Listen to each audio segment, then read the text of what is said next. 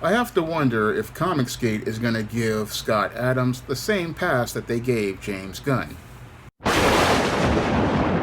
Coming to paperback and e-readers, John Haynes, Godbreaker. A man who rules the world takes on the Asgardian god of thunder in this action-packed, all-new John Haynes series adventure. Pre-order your copy of John Haynes' Godbreaker at online booksellers today. Recently, Scott Adams, the artist of the Dilbert comic strip, went on a racist rant on social media. And in this racist rant, he said that black people were a hate group and that white people need to get away from black people. Now, I'm going to play a portion of this video where Scott Adams is making these white supremacist talking points, and I want you to draw your own conclusions as related to the statements that he makes. Now, this video is being used under fair use of United States copyright law of 1976 and is being used in conjunction with my commentary. So if nearly half of all blacks are not okay with white people, according to this poll, not according to me, according to this poll, that's a hate group. That's a hate group. And I don't want to have anything to do with them. And I would say, based on the current way things are going, the best advice I would give to white people is to get the hell away from black people. Just get the fuck away. Wherever you have to go, just get away. Because there's no fixing this. This can't be fixed. Right? This can't be fixed. You just have to escape. So that's what I did. I went to a neighborhood where, I have a very low black population. Because unfortunately, there's a high correlation between the density. This is according to Don Lemon, by the way. So here I'm just quoting Don Lemon when he notes that when he lived in a mostly black neighborhood, there were a bunch of problems that he didn't see in white neighborhoods. So even Don Lemon sees a big difference in your own quality of living based on where you live and who's there. So I think it makes no sense whatsoever as a white citizen of America to try to help black citizens anymore. It doesn't make sense.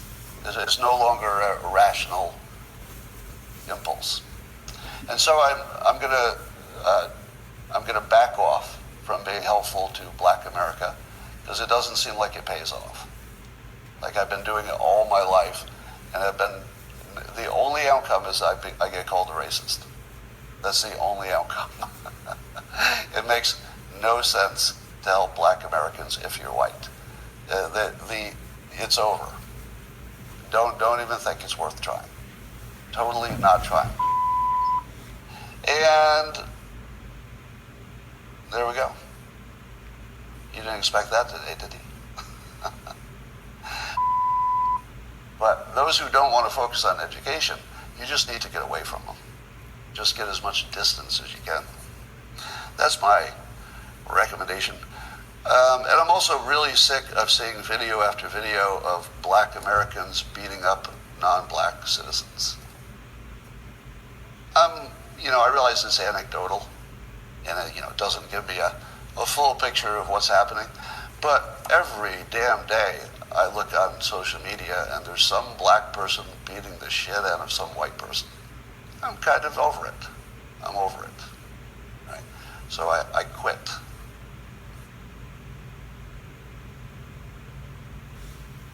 Now, Scott Adams quotes a poll that allegedly says that most black people don't like white people. And he uses this poll and the talking points from CNN's Don Lemon as a way to create a smokescreen for his anti-black racism. Now, many of the talking points that Scott Adams presents are old white supremacist talking points, and these white supremacist talking points can easily be debunked by anyone who just does basic research. Now, as I was listening to Scott Adams make these white supremacist talking points, the first one he says is that black people don't like white people. And this one is easily debunked because we have a whole group of spellbound black individuals who do nothing but clout chase for the attention and approval of white people. And this group basically spends most of its time pandering to whites, hoping to gain favor in the system of white supremacy. So when I'm listening to Scott Adams sitting there talking about, oh, all of these black people hate white people, I know that he's completely full of it. And I also know that when he sits there and talks about black people being a hate group, this is basically him projecting his own anti-black racism onto black people, because black people cannot create hate groups. No, I have not heard of any group of black people going out here and talking about hating other white people the same way that we have these anti-black groups out here, like the Proud Boys, like the Ku Klux Klan, and many other groups that are out here on both the white left and the white right, who clearly, as they're out here talking about white supremacy, oftentimes going out here looking to blame black people for all of the problems going on in America. Now, there are plenty of hate groups that are made up of not only white supremacists, but they're also made up of other minorities such as Hispanics, and there's a growing population of these hate groups, but I don't see that many black people forming hate groups as related to white people. I see individual black people who have grievances with the system of white supremacy, but I do not see groups of black people organizing to participate in the terrorism that many of these white hate groups participate in, nor do I see any of this so-called video footage of all of these black perpetrators attacking white people the way Scott Adams alleges in his rant. And when I look at many of these alleged attacks that are placed in the mainstream media, a lot of the attacks that they were presenting as related to the narrative that they were pushing, like the so-called Asian hate narrative of 2021, many of the attackers were white perpetrators, but you have Scott Adams who wants to go out here and say that it's predominantly black people. But the whole thing is that when you look at all of the footage objectively, a lot of the perpetrators of a lot of the violence and crime in this country, according to FBI statistics, are white. But Scott Adams wants us to buy into the narrative that most of these attackers. So when I listen to Scott Adams sitting there making this rant, talking about, oh, how black people are just a hate group against white people, I know that this is complete BS. And it's complete BS because, again, if there were black hate groups, those groups would have been monitored by the FBI the same way that the Black Panthers were monitored by the FBI as part of their COINTEL program. Now, Scott Adams, as he continues on his racist rant, then goes on to say that he needed to move away from a predominantly black area to go to a white area because the quality of life there was completely different. And as he makes this statement, I have to call BS on that once again, and I have to call BS on that once again because all throughout history we have seen this whole idea of white flight, and we've seen whenever one black person moves into a white area ever since the days of the 1960s when black people were finally able to start going out and buying homes, because during the days of Jim Crow, it was very hard for a black person to even get an opportunity to buy homes because realtors would not even sell to black people in some cases. So I know what happened with many of these areas, like here in New York City. What happened is once the blacks and other minorities like Puerto Ricans started moving into these white areas, what happened was we got white flight, and we got the white flight because many of the racists there they did not like the idea of living around other black people and other minorities such as Puerto Ricans, and because they did not like the idea of living around minorities and black people, they decided to pack up all their stuff and move to another area. So Scott Adams wants to say it was black people who brought down the quality of life in those neighborhoods. No, what really brought down the quality of life in those neighborhoods was the fact that many black men still had to suffer discrimination and still suffer discrimination because as a black writer, I run into this discrimination myself. So I know that it's hard for many black men to find employment, and that's why the quality of life in many black neighborhoods, in some cases, is a little lower because many black men cannot go out here and find full-time work or keep full-time work due to the discrimination we run into from white feminists and black women who have been indoctrinated in feminism, who constructed the human resource brick wall that keeps many black men from being able to find employment. This has been an issue that has gone on for over 50 years, and it looks like Scott Adams has not done his research on the subject, because one of the reasons why many inner city neighborhoods are like this is because they deny black men the opportunity to get full-time employment, and many of these neighborhoods are run by matriarchal leadership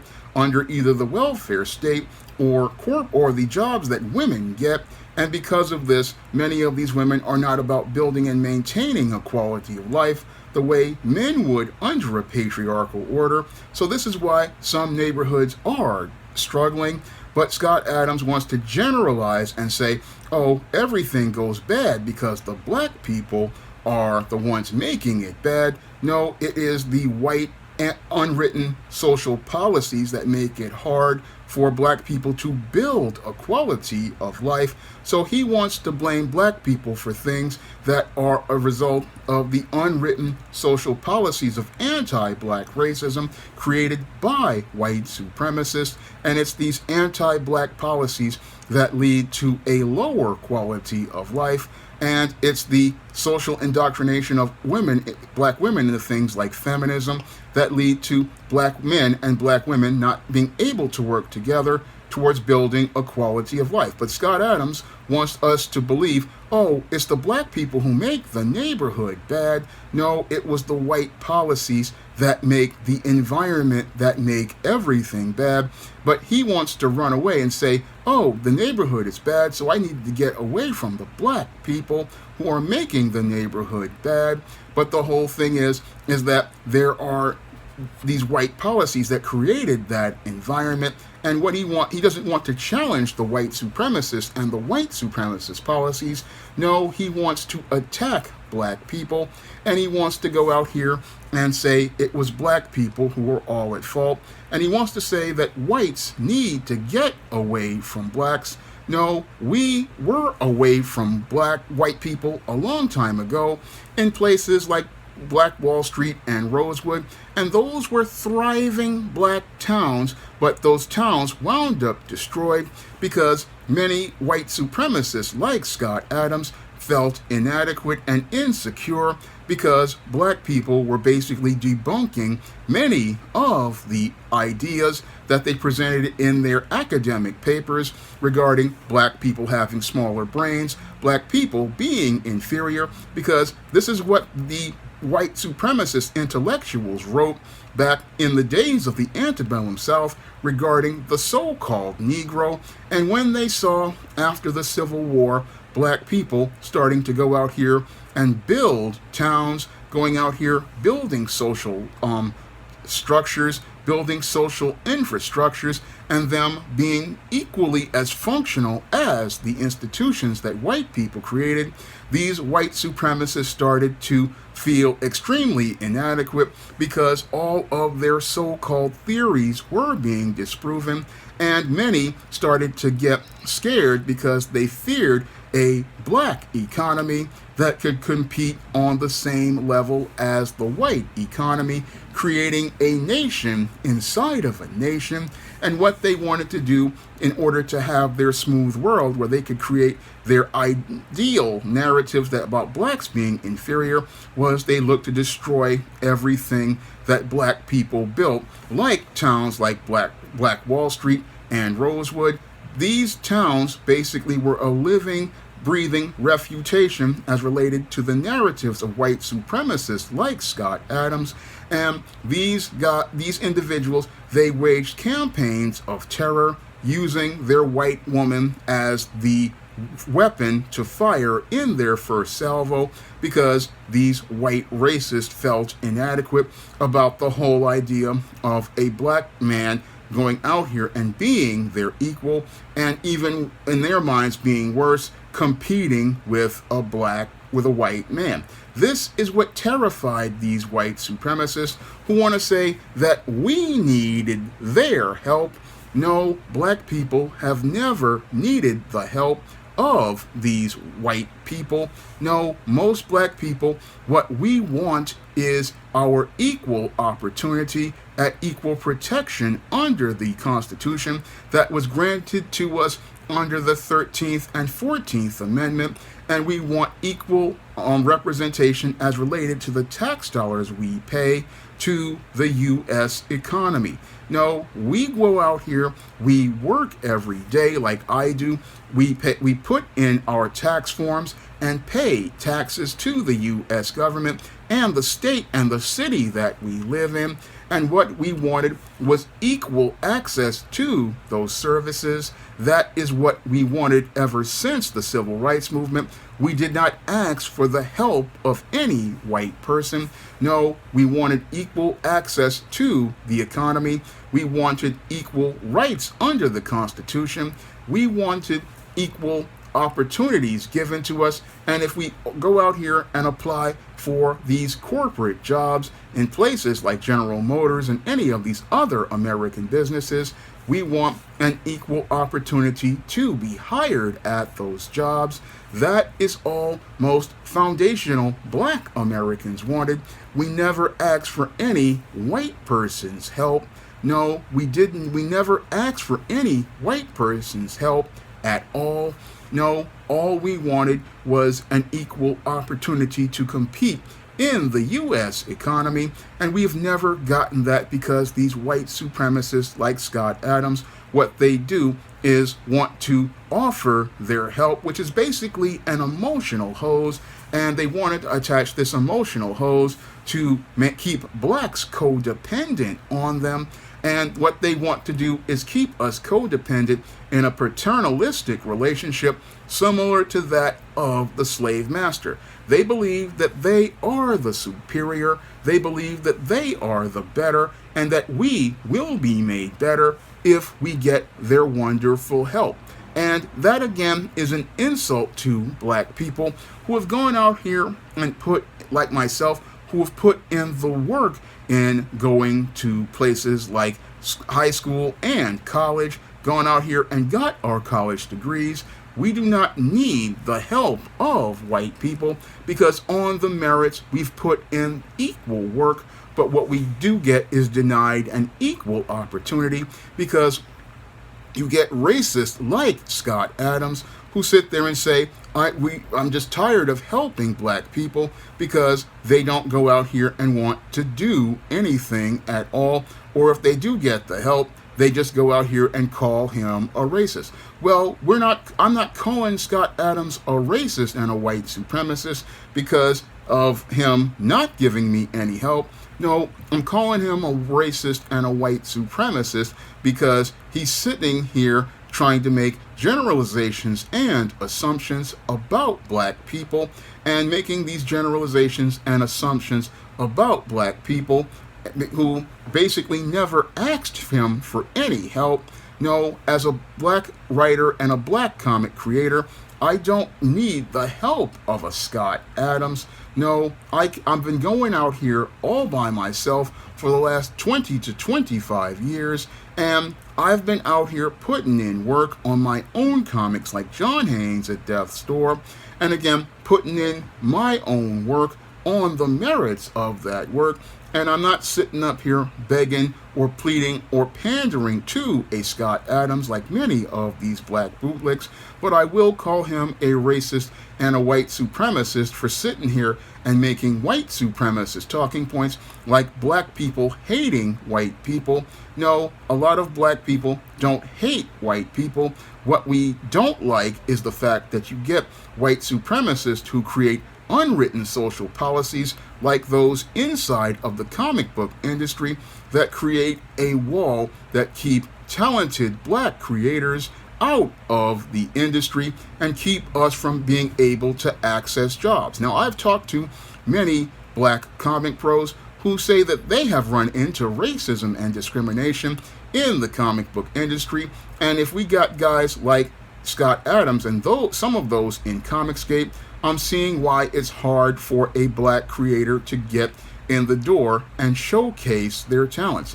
because these individuals, they have a very anti-black perspective on black people, and their anti-black racism colors all of their views of black creators. And you have Scott Adams saying, oh, I can't, we need to get away from black people.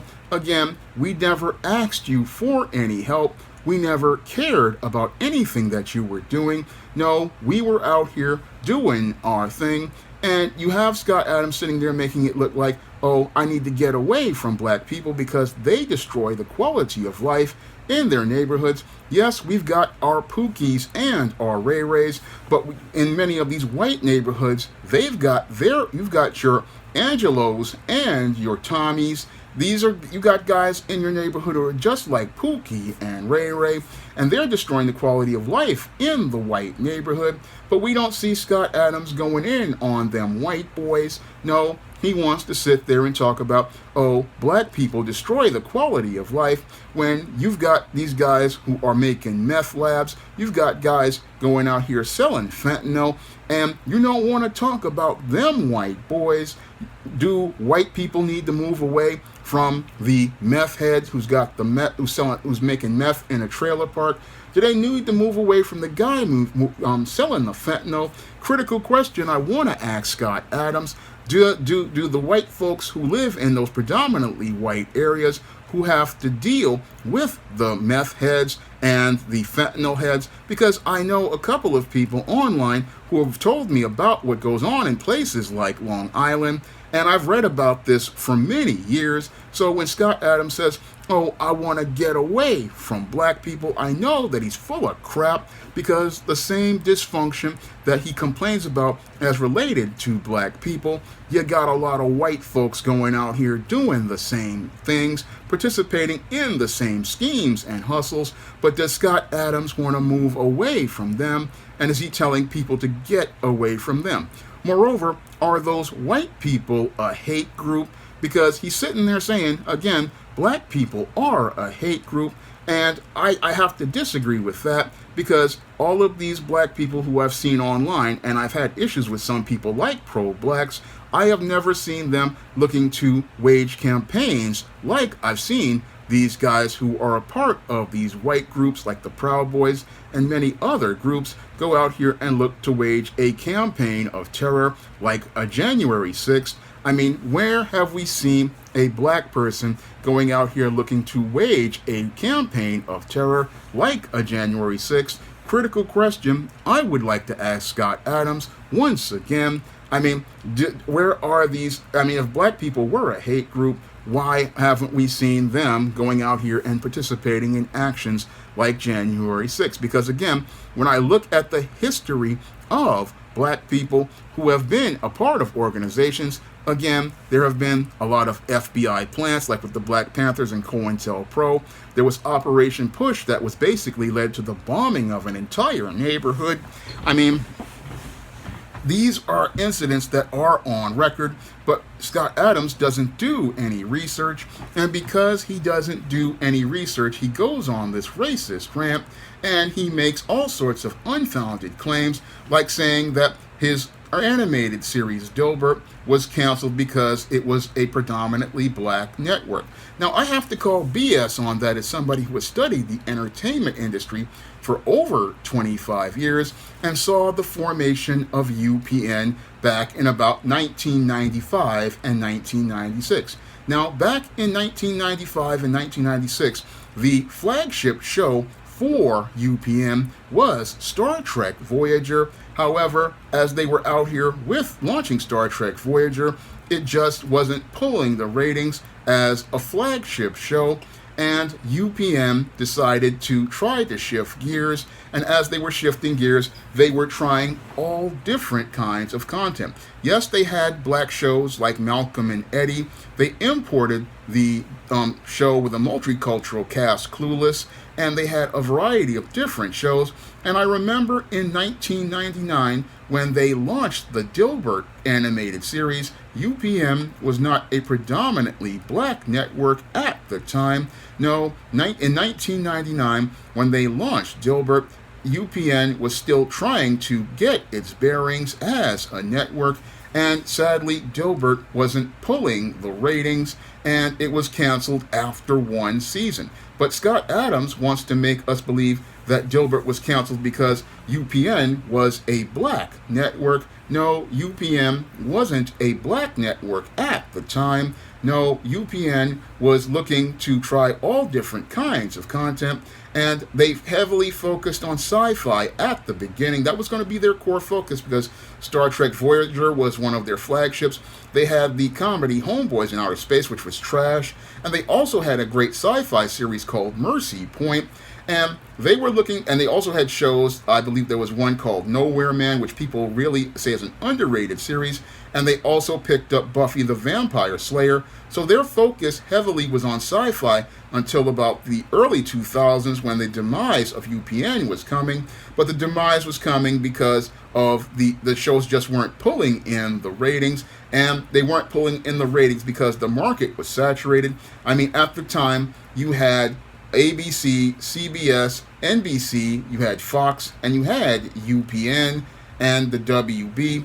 And like Mr. Superboy said in his video, a lot of the times the UPN content would be preempted, because I remember here in New York, when the Yankees were on a championship run, a lot of stuff was getting pulled. And when the Mets, also here in New York, UPN was on a channel with the Mets. So a lot of times in the summertime, a lot of their programming was getting pulled. So it was hard to catch these shows because they would run, when they would run them at Saturday at 7 or Saturday at 6. And again, Dilbert was not in a prime spot. I mean, when it came on, and I watched almost every episode of Dilbert when it came out. Plus, the show really wasn't that great compared to The Simpsons, which was on the tail end of it being in its prime run. But he wants us to believe it was UPN being a black network that led to the failure of the Dilbert cartoon. No, what led to the failure of the Dilbert cartoon was the show was on UPN. It was a very obscure channel compared to, and the content wasn't that great because it was a heavy sci-fi and fantasy thing at the time. I mean, you had Buffy at the tail end. You had Voyager, which was towards the end of its run. You had a lot of different shows like Nowhere Man and Mercy Point, and it was hard for this show to get momentum because UPN never really had a focus on anything. And when they started to see that a lot of their audience was coming up was predominantly black, that was when basically at the time, it was 1999, Malcolm and Eddie was basically off the air at that point, and Clueless was just on its way coming around. But it wasn't that many black shows on there. I mean, what I saw, basically, they had Sparks, they had Girlfriends, and again, Sparks was on the end of tail of it. But what happened with Scott Adams is he's bitter because his opportunity at having a cartoon wasn't as big as the comic strip. He thought that Dilbert was going to be as big as The Simpsons, but Dilbert was never as big as The Simpsons, and that's what got him steamed, and he wants to blame black people for this, but it wasn't black people that caused the failure of Dilbert. No, black people did not cause the failure of Dilbert, and UPN going out here and trying to reach an audience because it was desperate wasn't the reason. Again, the UPN network never really was able to recover from its core sci-fi focus, and they were trying to shift towards a predominantly black audience around 2000.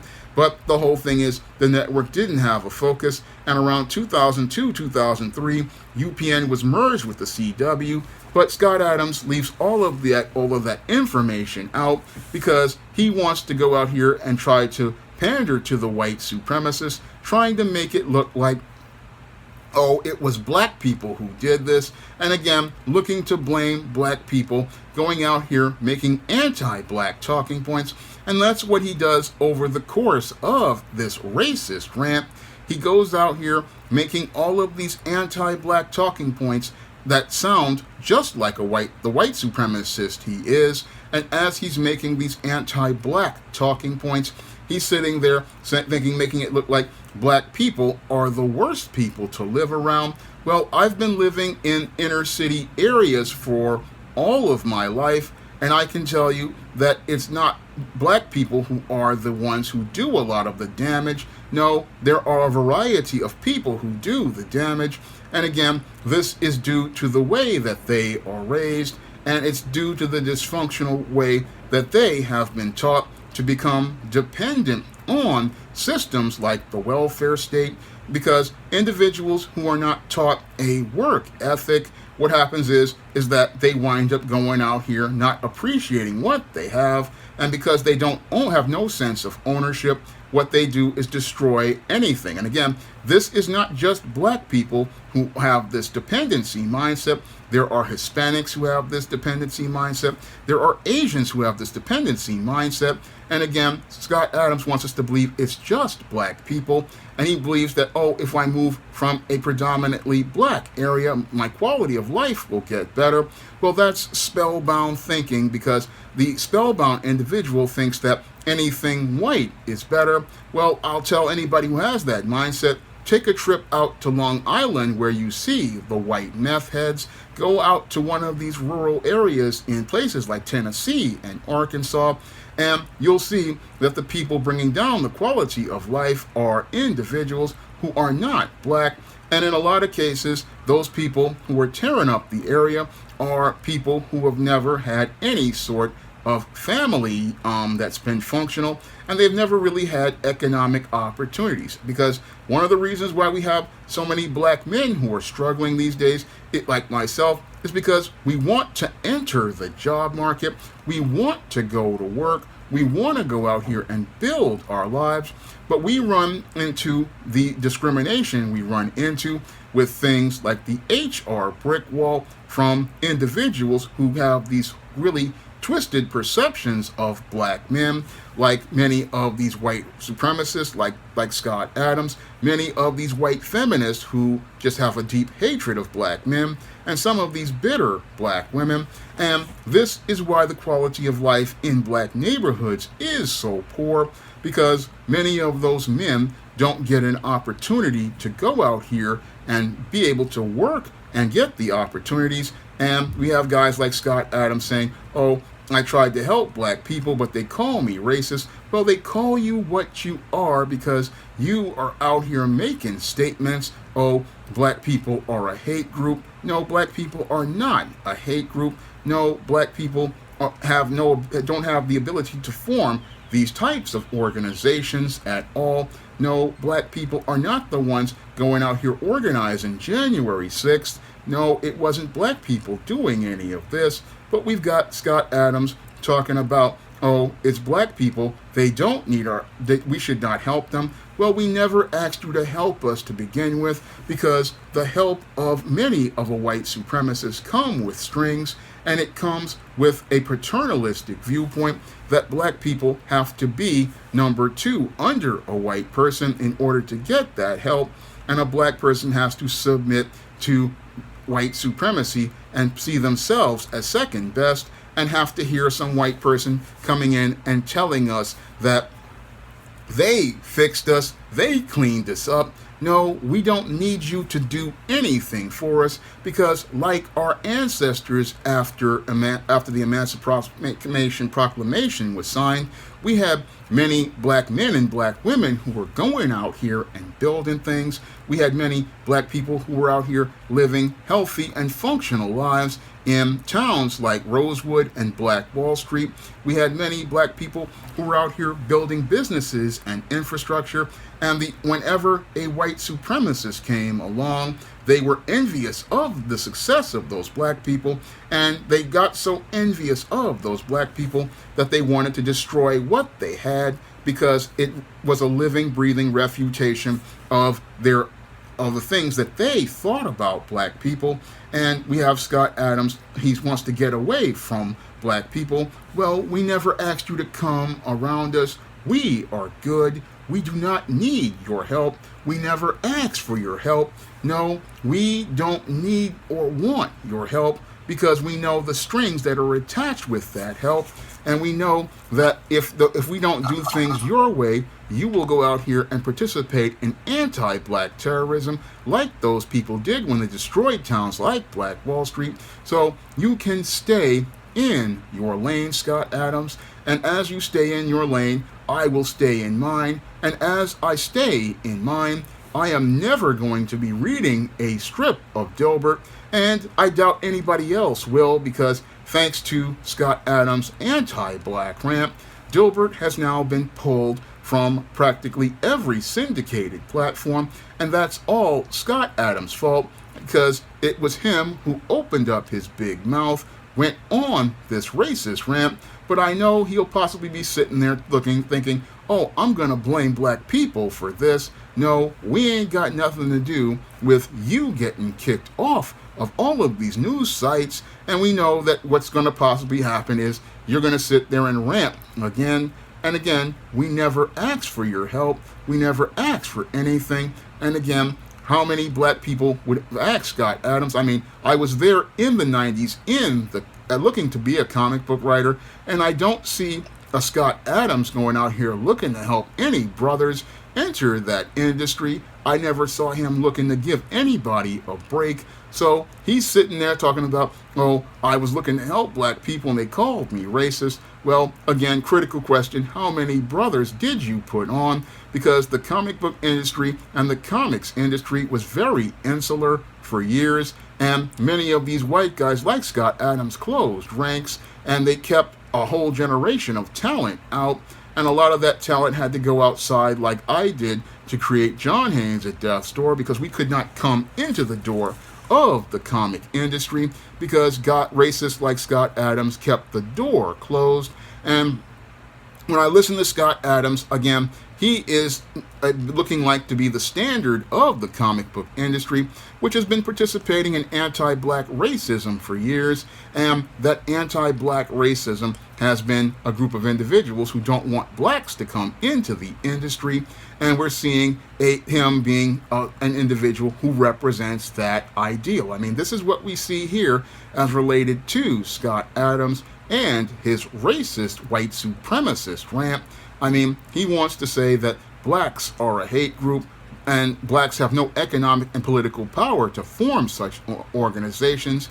And he wants to sit there and say, oh, black people, we need to get away from them. Well, white supremacists have been getting away from black communities for over 50 years. I mean, has he read about the white flight that has gone on back in the 60s and the 70s? And the whole thing is, it's the only way the white folks come back is through gentrification, because I've seen this in Harlem, here, a predominantly black area. The politicians create policies to gentrify these predominantly black areas, like when Mr. Superboy talks about in Chicago, what I've seen in Harlem, and what Kid Organic has seen in South Central. They have pushed all of the black people out, and they've moved into these areas. And what I've seen in Harlem is, yes, these areas will improve for a minute as they're getting the grants like the Upper Manhattan Empowerment Zone, which was established by the Clintons. And then once that grant runs out, all of those white people participate in white flight once more, and those areas go right back to being blighted areas. And the reason why black people are living in those areas, again, is because they don't get an opportunity to be able to buy their own homes due to the anti-black discriminatory policies of many realtors and many landlords. And that's why you don't see a lot of black people, again, coming up, along with the discrimination they endure in the job market, like I have. And again, you have Scott Adams saying, oh, if you get around black people, you need to get away from them. No, if we had an opportunity, we would be out here building our own, creating our own standard. And this is something that flies over the head of a white supremacist like a Scott Adams, who wants to go out here and make it look like the black people are the boogeyman, and wants to make it look like black people are the ones destroying the quality of life in this country. I will admit that there are Pookies and Ray Rays out there who do damage, but the whole thing is that there are also guys like Vinny and Guido and all these other white Pookies. Why aren't you shining a light on them? Or are you just comfortable with them because they are urban terrorists with white skin? Again, critical question I would like to ask Scott Adams, who has shown us that he's nothing more than one big anti-black racist. And again, this anti-black racist, what we need to do as comic fans is not even consider his comic and just leave him to fall into the annals of obscurity, because if he doesn't like black people, then black people don't need to read his comic.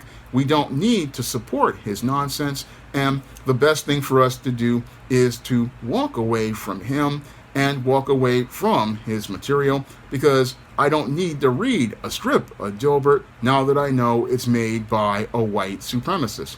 Now, if you want to pick up my comic John Haynes at Death's Door, you can find that comic on Lulu in paperback. And if you want to pick up a digital version of my other comic, Esteem No Good Deed, you can find that comic on Kindle for 99 cents.